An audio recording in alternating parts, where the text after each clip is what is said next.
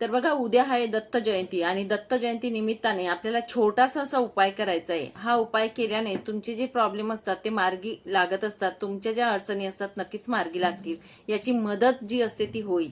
तर हा उपाय करायला आपल्याला फक्त बघा 5 मिनिटं लागतील आणि 5 मिनिटासाठी तुम्ही नक्कीच वेळ काढू शकतात असं मला तरी वाटतं.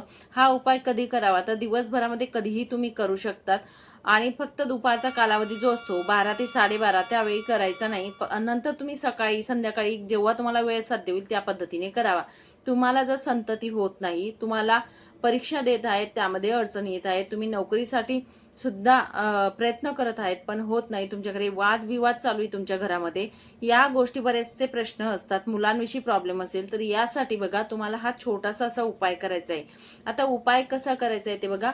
आपल्याला दत्त जयंतीच्या दिवशी तुम्हाला औदुंबर वृक्ष सगळ्यांनाच माहिती बरोबर, औदुंबर वृक्षाची सेवा करायची आहे. आता औदुंबर वृक्षाची सेवा म्हणजे काय बघा, त्याचं महात्म्य हे गुरुचरित्रात दिलेलं आहे. बऱ्याच लोकांच्या सेवा चालू आहेत म्हणून त्यांना माहिती असेल. तर औदुंबर वृक्ष जे आहे त्यामध्ये दत्त महाराजांचा वास असतो हे आपल्या सगळ्यांनाच माहिती आहे. तर आपल्याला जिथे कुठे औदुंबर वृक्ष असेल, आता मंदिरामध्ये जर असेल तर मंदिरात सुद्धा तुम्ही पूजा करू शकतात किंवा मग आराधना तिथे करू शकतात, जे काही तुम्हाला उपाय करायचा आहे हा. जर तुमच्याकडे नसेल मंदिराजवळ तर बघा तुमच्या घराजवळ किंवा रस्त्यामध्ये औदुंबर वृक्ष असेल तर तिथे सुद्धा तुम्ही केला तरी सुद्धा चालेल, कारण दत्त महाराजांचं स्वमुखातून सांगितलेलं आहे प्रत्येक औदुंबर वृक्षाखाली माझा वास असेल. असं नाही की तो मंदिरात आहे म्हणून त्याखाली वास आहे आणि रस्त्यावर औदुंबर वृक्ष आहे त्याखाली वास नाही, असं काही राहत नाही. जिथे कुठे तुम्हाला औदुंबर वृक्ष दिसेल असेल तुमच्या घराजवळ तिथे तुम्ही हा उपाय करू शकतात किंवा त्याची पूजा करू शकतात. तर सर्वप्रथम तुम्हाला सांगेल, औदुंबर वृक्ष जे असेल तिथे तुम्हाला जायचंय. जात असताना एका तांब्यामध्ये पाणी घेऊन जा, पाण्यासोबत थोडं दूध घेऊन जा. एकत्र मिक्स केलं तरी चालेल किंवा वेगळं घेतलं तरी सुद्धा चालेल. हळदी कुंकू तुम्हाला न्यायचे आहेत आणि तिथे नेत असताना तांदूळ जे असतात ते पिवळे करून न्यायचे आहेत, पांढरे तांदूळ घेऊन जायचे नाहीत. तर जे तांदूळ असतात त्यांना थोडी हळद लावा आणि पिवळे करा, या पद्धतीने आपल्याला घेऊन जायचंय. धूप दीप, तुपाचा दिवा, तेलाचा दिवा जो असेल तो तुम्ही नेऊ शकतात. धूप दीप सुद्धा आपल्याला दाखवायचं म्हणून ते न्यायचंय, आरतीचा ताट. आणि आपल्याला औदुंबर वृक्षाखाली जायचंय. औदुंबर वृक्षाखाली गेल्यानंतर आपल्याला औदुंबर वृक्षाला सर्वप्रथम पाणी वाहायचंय, जल वाहायचंय, त्यानंतर दूध असेल दूध वाहायचंय, एकत्र तुम्ही करून वाहिलं तरी सुद्धा चालेल. ते वाहिल्यानंतर हळदी कुंकू हे व्हायचं आहे आणि पिवळ्या ज्या अक्षदा आपण आणलेल्या असतात त्यात सुद्धा अर्पण करायचे आहेत. त्यानंतर तुम्हाला औदुंबर वृक्षाला 11 प्रदक्षिणा मारायच्या आहेत. कमीत कमी 11 प्रदक्षिणा मारायच्या आहेत. तुम्हाला वेळ असेल जास्त तर 108 मारा, पण कमीत कमी सांगेल 11 प्रदक्षिणा तुम्हाला औदुंबर वृक्षाला मारायच्या आहेत.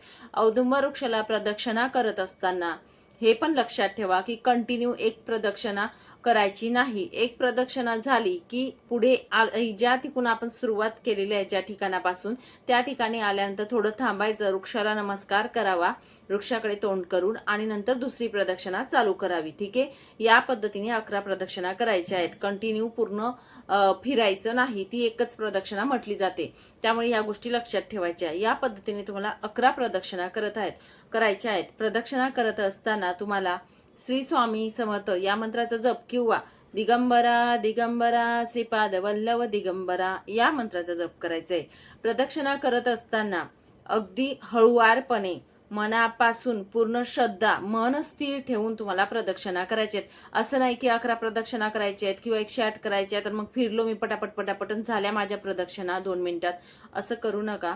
तर हळूहळू महाराजांचं स्मरण मनापासून करायचंय. दत्त महाराज म्हणजे स्वतः तिथे औदुंबर वृक्षाखाली आहेत असं आपण स्वतः फील करायचंय आणि त्या पद्धतीने आपण प्रदक्षिणा हळूहळू आपल्याला 11 पूर्ण करायचे आहेत.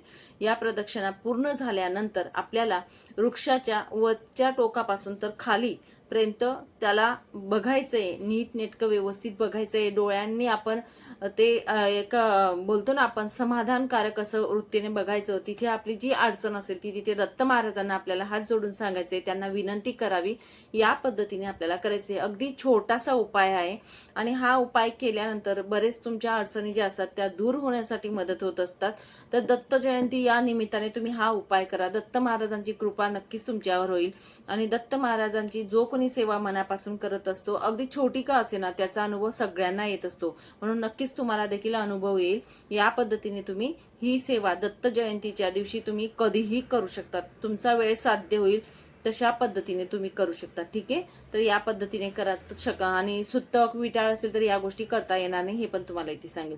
चला मग, सांगितलेली सेवा जी ती महाराजांच्या चरणी अर्पण करते. इथेच विराम घेते. नंतर अजून भेटेल अशाच व्हिडिओ सोबत. श्री स्वामी समर्थ. अवधूत चिंतन. श्री गुरुदेव दत्त.